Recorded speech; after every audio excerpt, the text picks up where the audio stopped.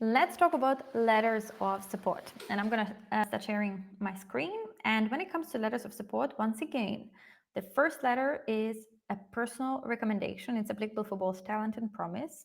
And it's about your work and someone who knows your work and your contribution. The second letter, applicable only to talent. And this is objective assessment. So someone that they don't need to work with you, but they need to have a good industry standing to then be able to comment on your work and give objective assessment.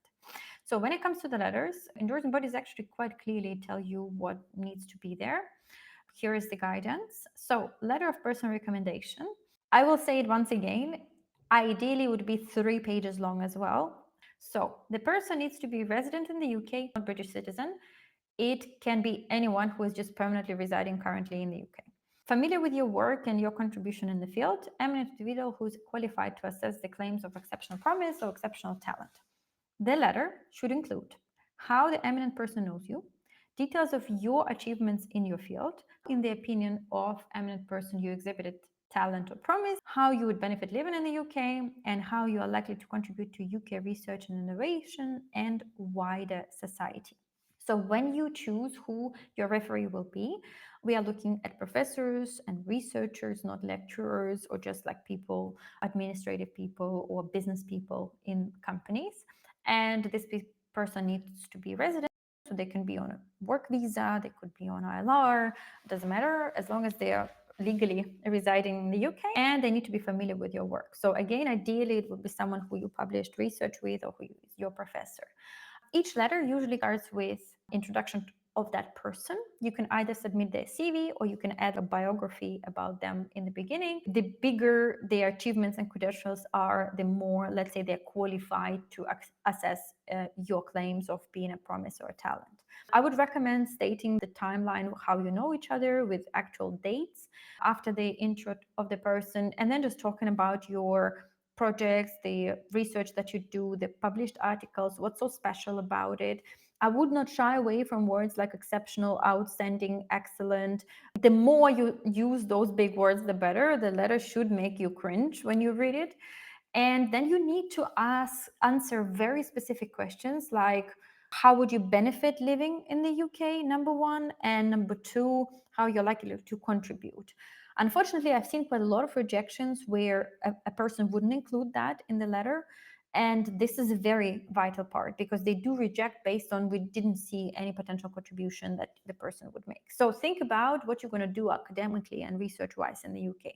How are you going to contribute to research and innovation society specifically, not just economy, but research and innovation society? What are your plans? Do you have any potential engagements in terms of research? Is there a policy you want to contribute to, or maybe a framework or a governmental level? Or what are you trying to do and why specifically UK and why you would benefit from living in the UK? Maybe in your country you don't get access to certain people or tools or methods or etc. So you need to explain to them in that letter. Well, your referee needs to explain it to them why you would do it.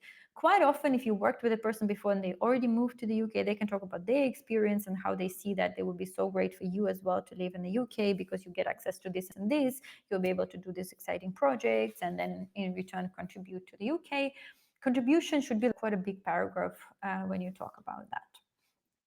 So this is letter number one. They should be signed, dated, and on a headed paper. Should include full contact details of author, including their personal email, phone number, personal contact details, etc. And the recommendation letter should be written for the purpose of the global talent visa. So it should have a headline saying, for the purpose of the global talent visa, what you need to be including. Second letter is an objective assessment. It's a tiny bit different, and basically allows, if you're a talent, not to have someone who's familiar with your work, a second person who's familiar with your work. And it's usually a member of reputable UK organization in your field, very important, and they are professor, head of the department, chief executive, chancellor, etc., or someone senior, and they're qualified to comment on your claims. The second letter is very similar to the first letter. The only reason they differentiate is that the person doesn't have to know you personally for a long time. So why the author considers you have the talent and how you're going to contribute to innovation society. And then you also need to add the statement confirming that the author is qualified to objectively assess your reputation, notwithstanding any personal knowledge that they may have of you or any direct involvement they may have in your work. Acceptable, reputable UK organizations are those that are widely acknowledged as centered around research expertise in your field. And once again, they should be dated, signed on a headed paper, include full details, etc.